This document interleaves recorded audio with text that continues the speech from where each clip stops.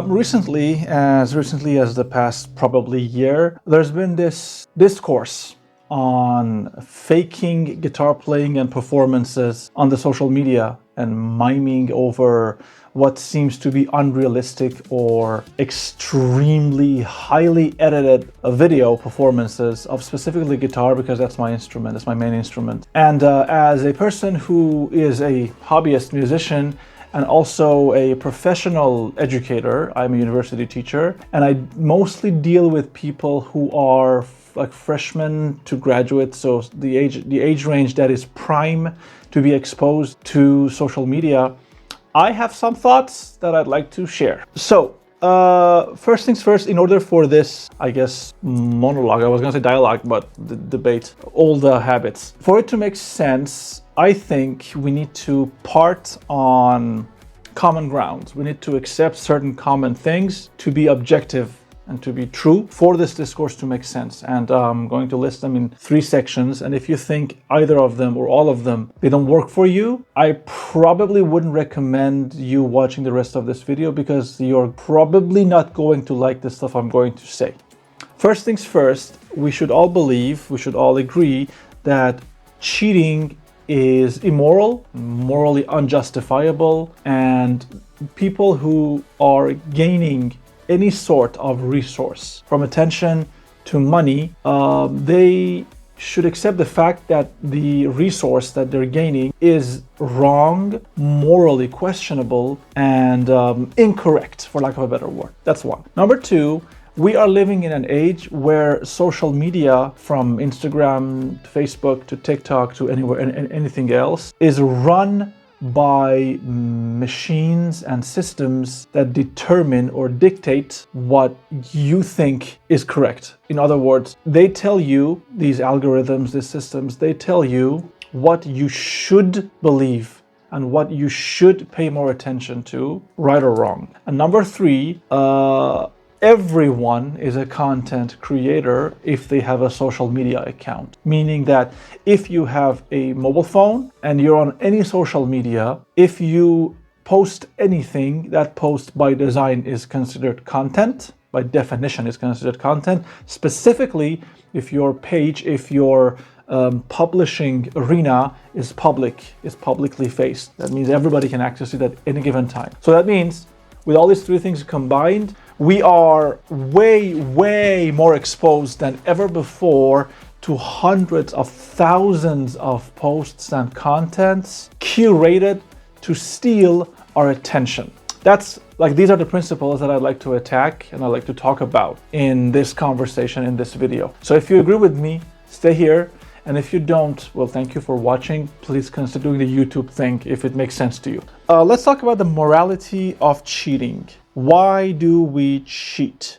As an educator, and this is something that I say frequently in my classes, and anybody who's been in any of my courses, they can attest that if an exam, if a process, if a system, what's the verb I'm looking for?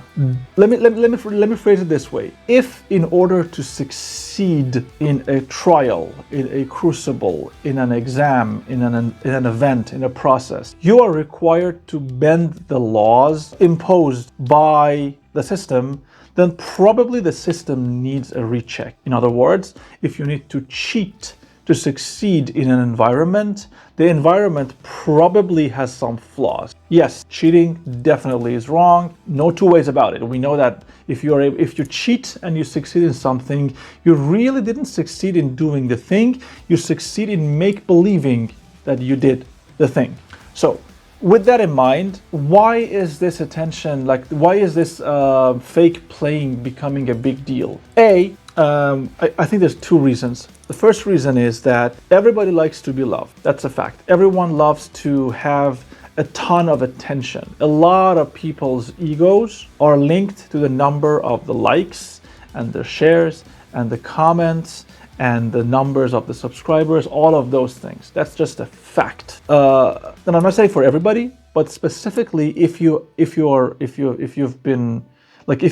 were born into this digital age, if you're like right now, you're in the age range of 18 to 30, Probably there was never a day in your life that internet didn't exist, and social media was a very early byproduct of internet. And in fact, the whole story of internet exists because of some scientists trying to create a social media for themselves to communicate with each other. So you see that it's an Ouroboros, it's a snake eating its own tail situation.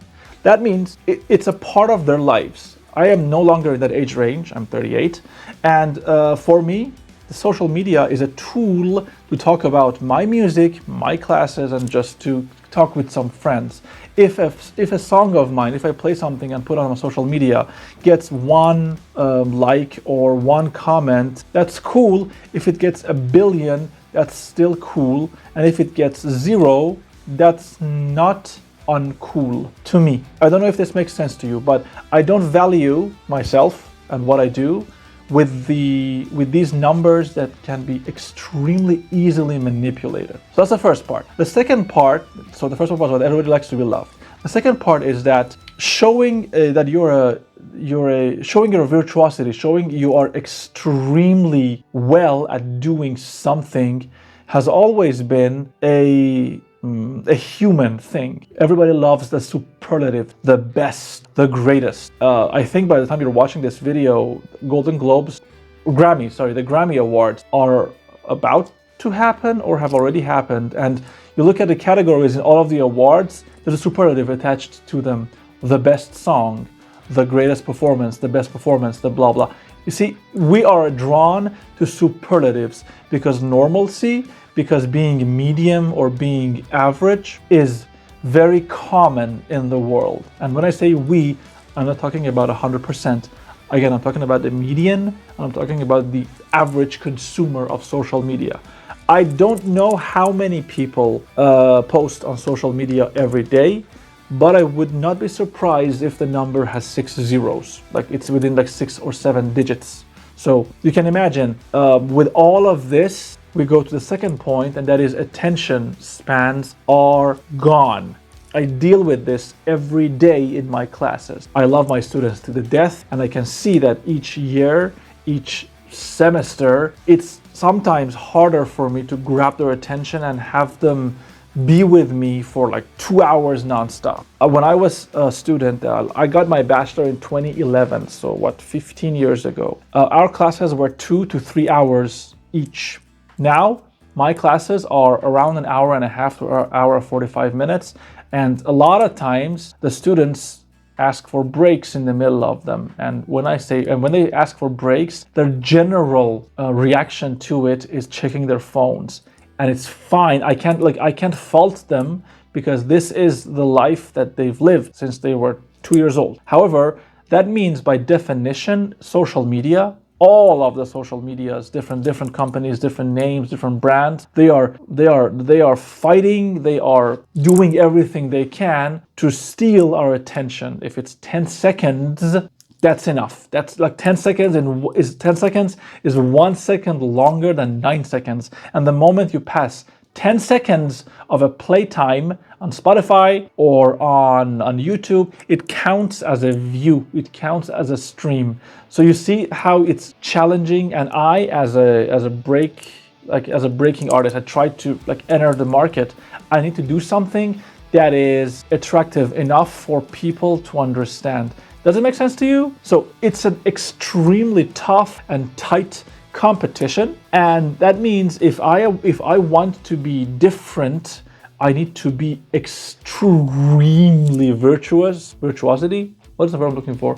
I need to be very, very, very performant on my instrument, and to be able to show it in the craziest, flashiest possible way, so that maybe, hopefully, the gods of algorithm bless me with their code. Like they push my video, they push my performance onto your Explore, onto your feed. And a lot of times, many people spend a lot of money on the gear that they buy, the camera, the lights and everything, and they need that ROI, they need that return on their investment, right?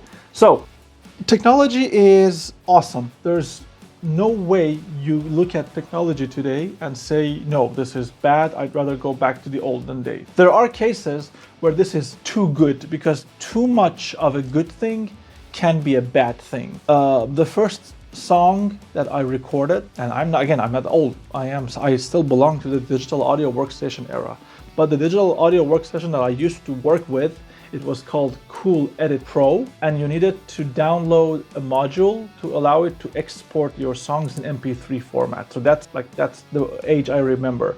And I want to tell you, I want to say that it had 4 or 8 lines, tracks. You couldn't have unlimited tracks. So there was limitation, even in technology. Now, there's online DAWs that you can just download, or not even download, just use your browser. So technology has allowed us to be extremely more efficient. And that means I can use technology to fix my mistakes and pretend they are not mistakes anymore. And this is where the problem comes in, because if you are flawless in your performance, what is the difference between you and the machine? And human element is just getting more and more lost in the mist of all of this. I intentionally keep the mistakes in my videos, intentionally. Like whenever I'm recording a song, if it's something that's passable, obviously not super out of left field, if it's passable, I'll keep it, because that's fine. It's okay. It's fine to make mistakes. It's okay. That's how we learn, right? And I remember there was a video I posted a couple of years ago of me, like I had just gotten my acoustic guitar and I was testing, I was recording like a 2-minute piece, the piece that actually became one of my more successful songs. And there was a comment on it that stayed with me for a couple of days, because I was like, what is this? And this actually leads me to my last point. And the person who was commenting on it was like, this section of your playing is really annoying and maybe you should have played better or something in that area. And I answered that, I'm sorry, I did my best. And also the guitar was extremely new, and the string noise that you're hearing, like the slide noise on the acoustic guitar, was partially because of everything being new. And one of, because the person, I don't want to say he, but the person commented a couple of times and they were like, yeah, but it's also your skill, your technique is wrong. Which leads me to my final point. And my final point is this lust that we have received. Again, I want to say we, I'm not talking about everybody, I'm talking about the average terminally online people. We love to hate. It's this lust for hate, this hate lust. I don't know how else to put it. It's like this rage gets us through the day. We need to find something to be angry at all times. Have you seen this person? Have you seen this singer? Have you seen this guitar player? Haha, they are such and such. And on one hand, on the consumer side of things, obviously this is just a vicious cycle of hating begetting more hate. That's something that we can talk about for years. You hate something, somebody else hates you. It's a whole system. But the byproduct, the side effect, the tragedy that this comes with is the fact that the content creators, the people that are trying to survive on this flawed and algorithmic system, they intentionally create things to garner attention, to steal your attention. They create things that people talk about. So the art has become secondary or tertiary.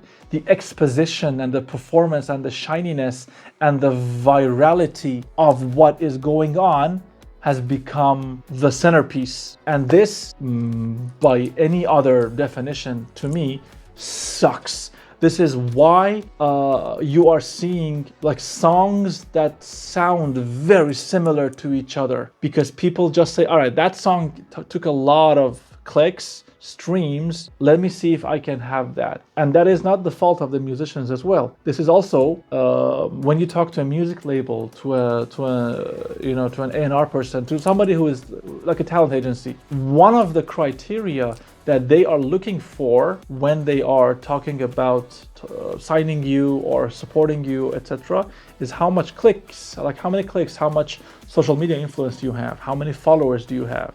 They don't want to waste their money investing on somebody without any social media presence. And that is where I'm going to leave this conversation, because if I start talking about this, it's going to be like three-hour video.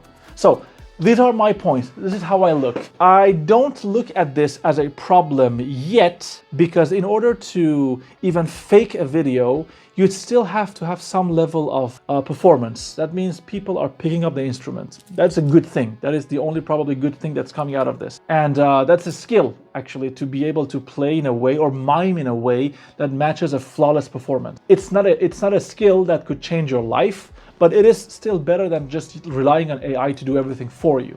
Maybe one day that's going to be a problem. Ultimately, if you are a content creator and if you are thinking about miming and faking things, try it, see where it lands you. I will be more busy playing to the 5 people who listen to my songs with my subpar performance, because ultimately for me, this is about the human element. The only thing that separates us from animals is our ability to create art. And there's going to be a lot of probably conversations if somebody hears this out of context. But we are able to create something, and that is unique to us. You might say AI, blah, blah. AI isn't creating, it's generating. It's like mishmashing things in the conversation.